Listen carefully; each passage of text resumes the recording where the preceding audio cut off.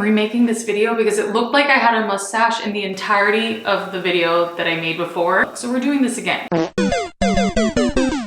I wanted to talk about my story. For those of you that don't know me, my name is Paola. I am an independent artist born and raised in Queens, New York. And I am a perfectionist. Accidentally banged into my telephone here.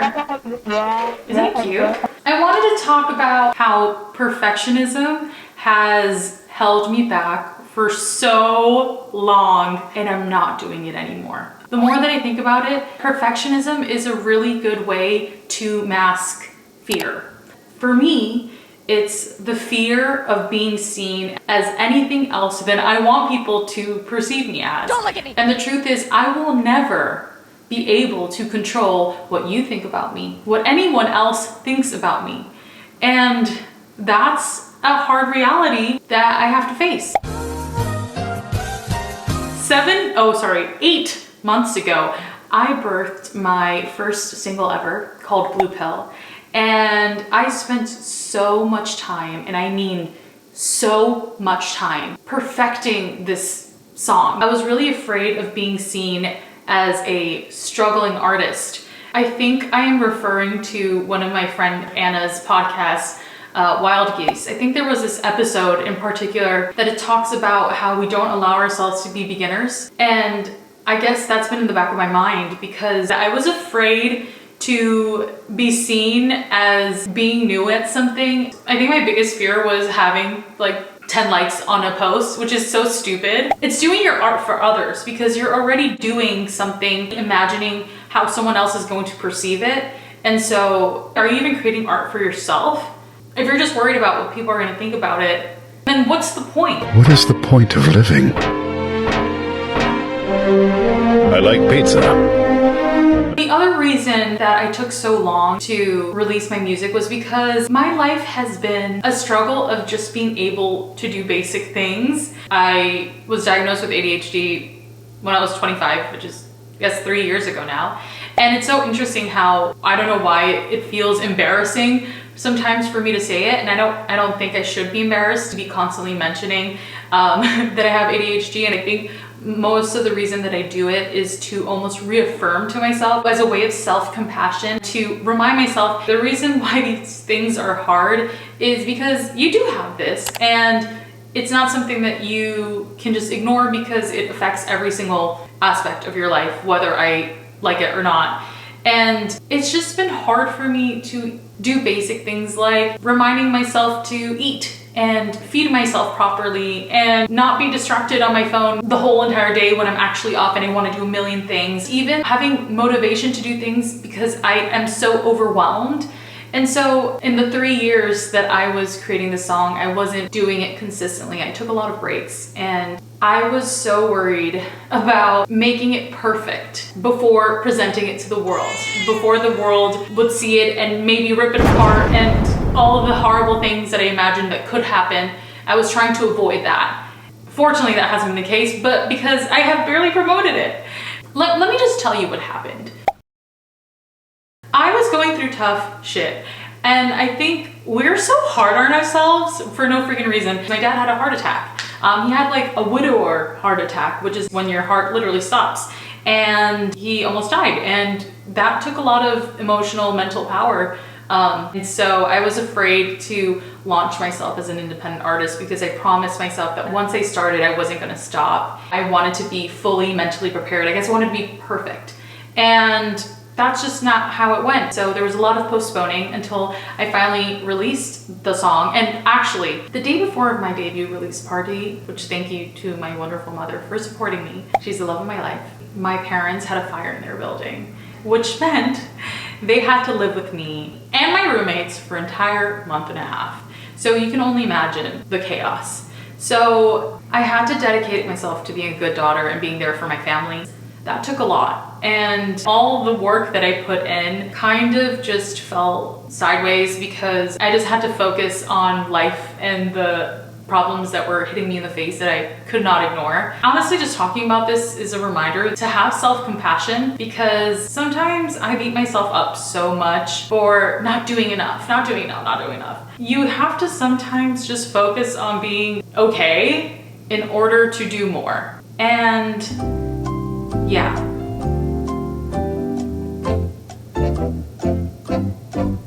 Oh, the cat feeder has gone off and my child, Luna, is gonna have dinner. So enjoy. I just wanted to interject for a moment and pass the torch to you to take a moment to reflect.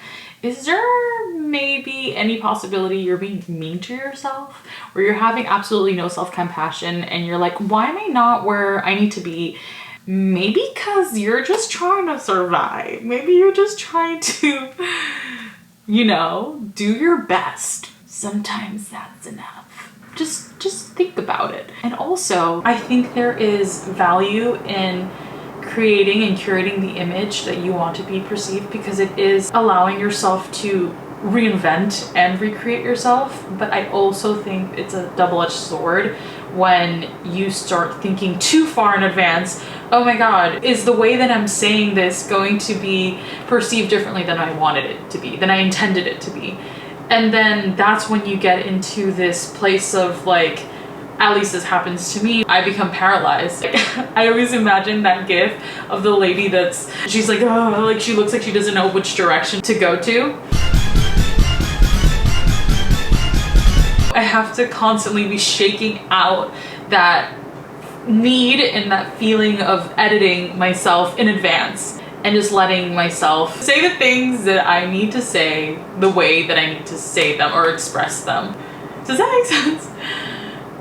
Yeah, I just hope that people will understand, and if they don't, then they don't. I can't see. I'm doing this because I'm trying to avoid the glare in my glasses. I remember when I took this audio engineering course, I remember the teacher explaining to us that sometimes the first take is the best take. He explained, he's like, don't you have certain artists where they leave in a little mistake in the song and it sort of becomes the thing that you love the most about it? And to allow for these little nuggets, these little Easter eggs in the music. If there was no crisis in a story, in a movie, would you even have a movie that's worth watching? It'd just be like, okay, I'm just watching someone's perfect life, and what? At the end of the day, everyone shits.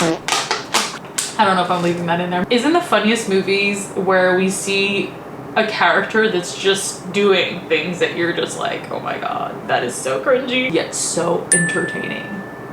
I do want to share with you, I kind of ended up writing, I don't know if this is an essay, I guess. It's basically about how imperfection makes things feel alive. And I compared it to when you look at a tree and how you don't want every tree to look the same. To me, there's something eerie about everything being exactly perfect and the same. It's just like, it feels like not real. I don't know. It feels artificial. I was saying in this essay about how, not trying to be poetic or anything, that I felt like the trees were speaking to me. I know what this sounds like. The trees that were imperfect kind of made me feel like I see you. And I don't know, I feel seen by trees. Whatever, I'm imperfect. I hope you understand what I'm trying to say. Imperfections are fun and they make you feel the most connected to people and most alive. In the day and age of AI, I think a lot of us may be craving that. What really stuck with me was the book Atomic Habits by James Clear. And he talks about how there was this experiment with two groups in a photography class, and how in one of the groups they were given this assignment to take pictures every single day, and it didn't matter the quality. And the other group, they were told they only have to submit one picture, but it has to be of the utmost quality. The results ended up being the group that had to take pictures every day ended up having way higher quality pictures, and the group that only had to submit one picture ended up not doing as great. And that really stuck with me, because the only way to get better at something or to be really good at something is by doing it over and over and over again. And so I'm trying to commit to putting myself out there and just do it for me. Do it for the sake of putting my art out there. And I guess part of me didn't want to promote my song because I now feel like I don't like it anymore. But to honor that version of myself that worked really hard on my song, I am deciding to release all the stuff that I didn't release. And I guess this is a way of reintroducing myself. My name is Paola. I am an independent artist and singer-songwriter, creative, amongst other things. My first single, Blue Pill, is out. It's about the idea that ignorance is bliss. So I hope you enjoy. I hope you check it out, and you will be seeing me very soon. Bye.